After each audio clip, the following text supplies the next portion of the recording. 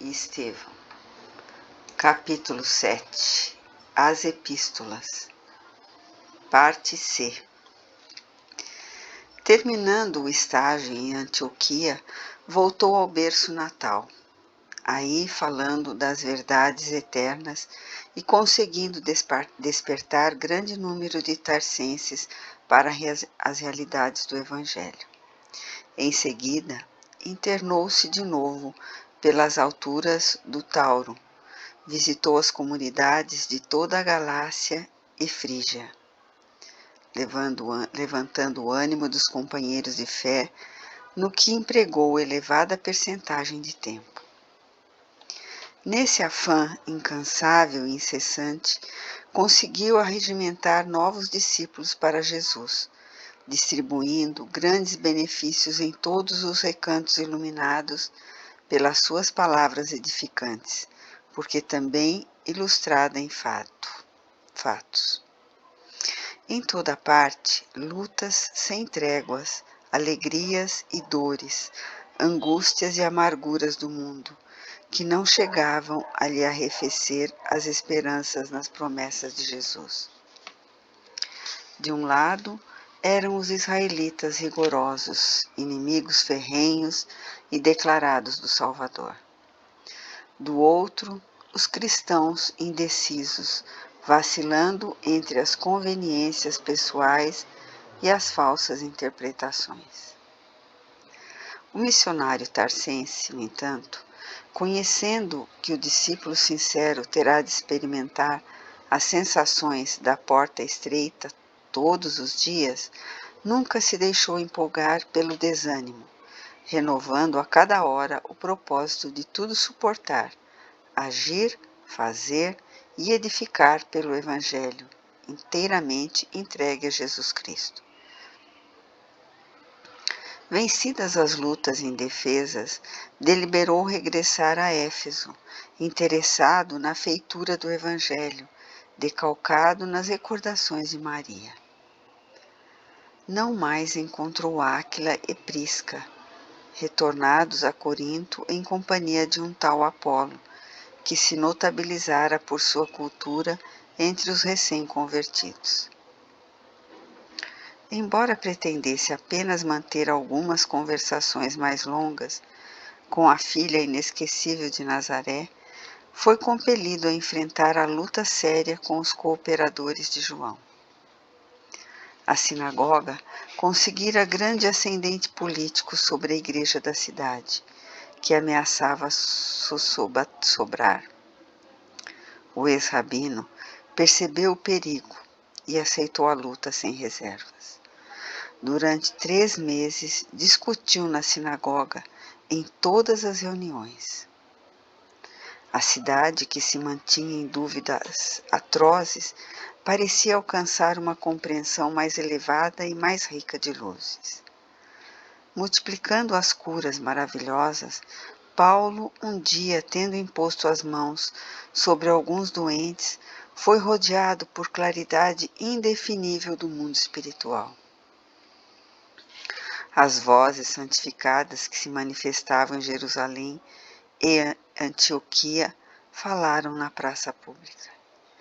Esse fato teve enorme repercussão e deu maior autoridade aos argumentos do apóstolo em contradito aos judeus. Em Éfeso não se falava de outra coisa. O ex-rabino fora elevado ao apogeu da consideração, de um dia para o outro. Os israelitas perdiam terreno em toda a linha. O tecelão valeu-se do ensejo para lançar raízes evangélicas mais fundas nos corações. Secundando o esforço de João, procurou instalar na igreja os serviços de assistências aos mais desfavorecidos da fortuna. A instituição enriquecia de valores espirituais. Compreendendo a importância da organização de Éfeso para toda a Ásia, Paulo de Tarso deliberou prolongar ali sua permanência. Vieram discípulos de Macedônia, Áquila e a esposa tinham regressado de Corinto. Timóteo, Silas e Tito cooperavam ativamente visitando as fundações cristãs já estabelecidas. Assim, vigorosamente auxiliado, o generoso apóstolo multiplicava as curas e os benefícios em nome do Senhor. Trabalhando pela vitória dos princípios do Mestre, fez que muitos abandonassem crendices e superstições perigosas para se entregarem aos braços amorosos do Cristo. Esse ritmo de trabalho fecundo perdurava há mais de 2 anos, quando surgiu um acontecimento de vasta repercussão entre os efésios. A cidade votava um culto especial à deusa Diana. Pequeninas estátuas, imagens fragmentárias da divindade mitológica, surgiram em todos os cantos, bem como nos adornos da população. A pregação de Paulo, entretanto, modificara a preferência do povo. Quase ninguém se interessava mais pela aquisição das imagens da deusa.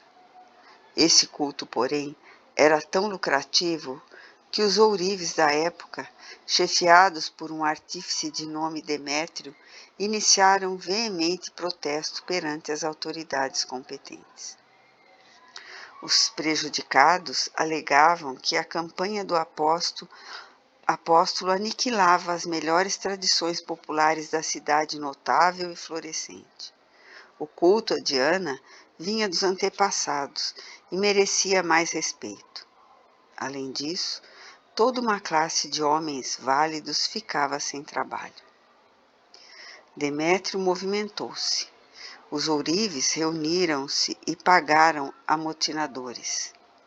Sabiam que Paulo falaria no teatro naquela mesma noite que sucedeu às combinações definitivas.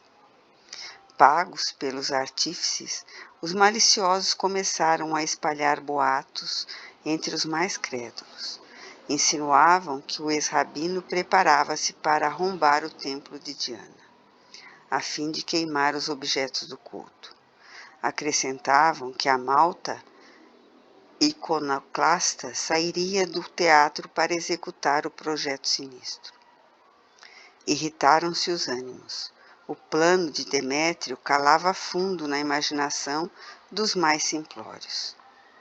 Ao entardecer, grande massa popular postou-se na vasta praça em atitude expectante.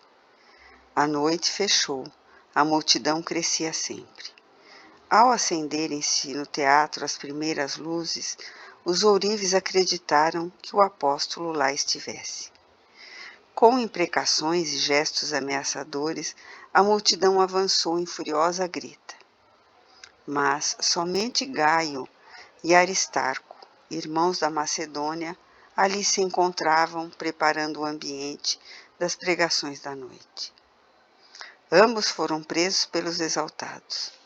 Verificando a ausência do ex-rabino, a massa inconsciente encaminhou-se para a tenda de Áquila e Prisca. Paulo, no entanto, lá não estava. A oficina singela do casal cristão foi totalmente desmantelada a golpes impiedosos. Teares quebrados, peças de couro atiradas à rua furiosamente. Por fim, o casal foi preso sob os apupos da turba exacerbada. A notícia espalhou-se com extrema rapidez. A coluna revolucionária arrebanhava aderentes de todas as ruas, dado o seu caráter festivo. Debalde acorreram soldados para conter a multidão. Os maiores esforços tornavam-se inúteis. De vez em quando, Demétrio assomava a uma tribuna improvisada e dirigia-se ao povo envenenando os ânimos. Recolhido à residência de um amigo, Paulo de Tarso inteirou-se dos fatos graves que se desenrolavam por sua causa. Seu primeiro impulso foi seguir logo ao encontro dos companheiros capturados para libertá-los, mas os irmãos impediram-lhe a saída. Essa noite dolorosa ficaria inesquecível em sua vida. Ao longe ouvia-se a gritaria estentórica. Grande é a Diana de Éfeso! Grande é a Diana de Éfeso! O apóstolo, porém, constrangido à força pelos companheiros, teve que desistir de esclarecer a massa popular na praça pública. Só muito tarde, o escrivão da cidade conseguiu falar ao povo, concitando-o a levar a causa a juízo, abandonando o louco propósito de fazer justiça pelas próprias mãos.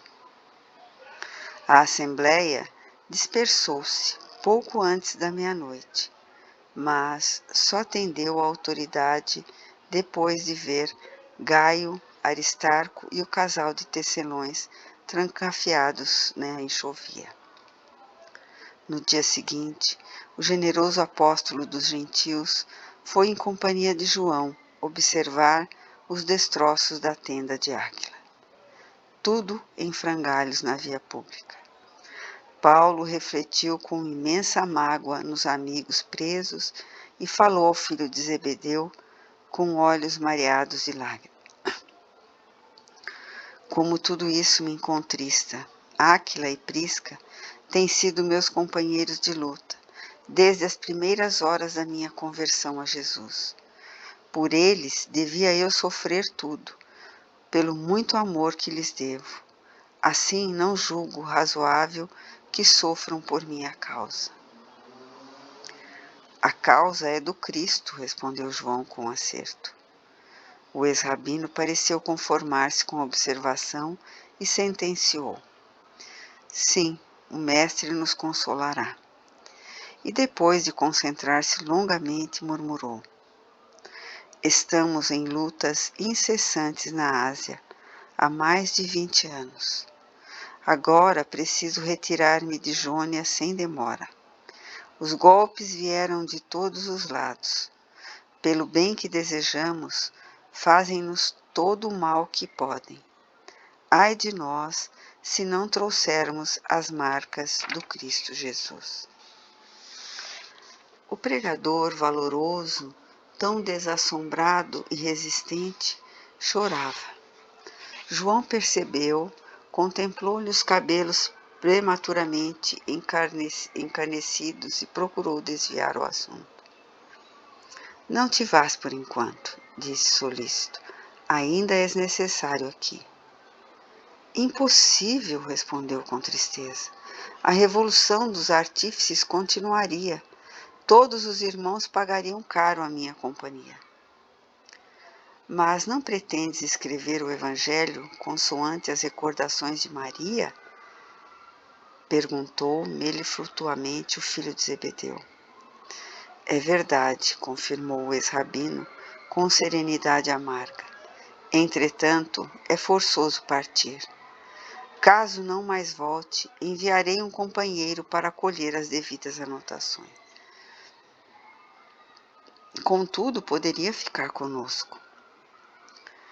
O tecelão de Tarso fitou o companheiro com tranquilidade e explicou em atitude humilde. Talvez estejas enganado. Nasci para uma luta sem tréguas, que deverá prevalecer até o fim dos meus dias. Antes de encontrar as luzes do Evangelho, errei criminosamente, embora com o sincero desejo de servir a Deus. Fracassei, muito cedo, na esperança de um lar. Tornei-me odiado de todos, até que o Senhor se compadecesse de minha situação miserável, chamando-me às portas de Damasco.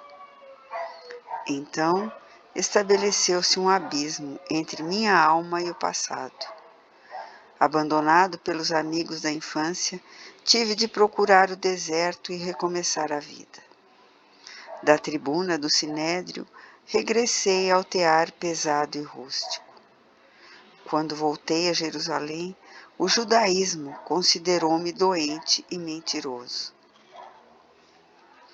Em Tarso, experimentei o abandono dos parentes mais caros. Em seguida, recomecei em Antioquia a tarefa que me conduzia aos serviços de Deus. Desde então, trabalhei sem descanso, porque muitos séculos de serviço não dariam para pagar quanto devo ao cristianismo. E saí às pregações.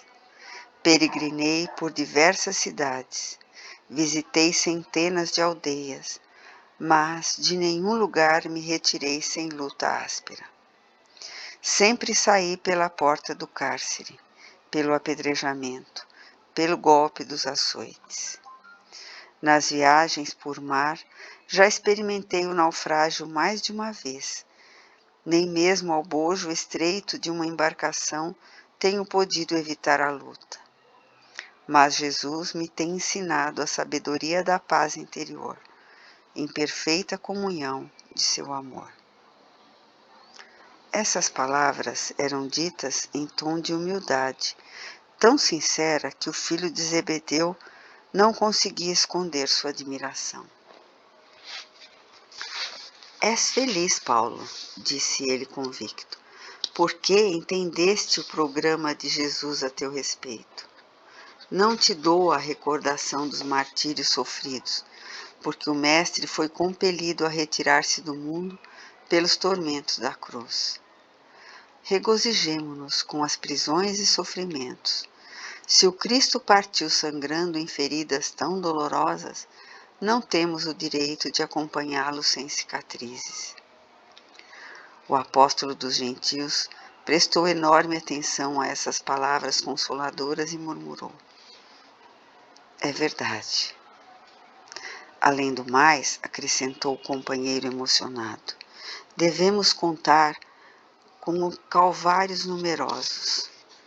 Se o Cordeiro Imaculado padeceu na cruz da ignomínia, de quantas cruzes necessitaremos para atingir a redenção? Jesus veio ao mundo por imensa misericórdia, acenou-nos brandamente, convocando-nos a uma vida melhor. Agora, meu amigo, como os antepassados de Israel, que saíram do cativeiro do Egito à custa de sacrifícios extremos, precisamos fugir da escravidão dos pecados, violentando-nos a nós mesmos, disciplinando o espírito, a fim de nos juntarmos ao Mestre, correspondendo à sua imensa bondade. Paulo meneou a cabeça pensativo e acentuou: desde que o Senhor se dignou convocar-me ao serviço do Evangelho, não tenho meditado em outra coisa. Nesse ritmo cordial, conversaram muito tempo até que o apóstolo dos gentios concluiu mais confortado. O que de tudo concluo é que minha tarefa no Oriente está finda. O espírito de serviço exige que me vá além. Tenho a esperança de pregar o Evangelho do Reino em Roma, na Espanha e entre os povos menos conhecidos. Seu olhar estava cheio de visões gloriosas, e João murmurou humildemente: Deus abençoará os teus caminhos. Demorou-se ainda em Éfeso, movimentando os melhores empenhos a favor dos prisioneiros. Conseguida a liberdade dos detentos, resolveu deixar a Jônia dentro do menor prazo possível. Estava, porém, profundamente abatido. Dir-se-ia que as últimas lutas haviam cooperado no desmantelo das melhores energias. Acompanhado de alguns amigos, dirigiu-se para Troade, onde se demorou alguns dias edificando os irmãos na fé.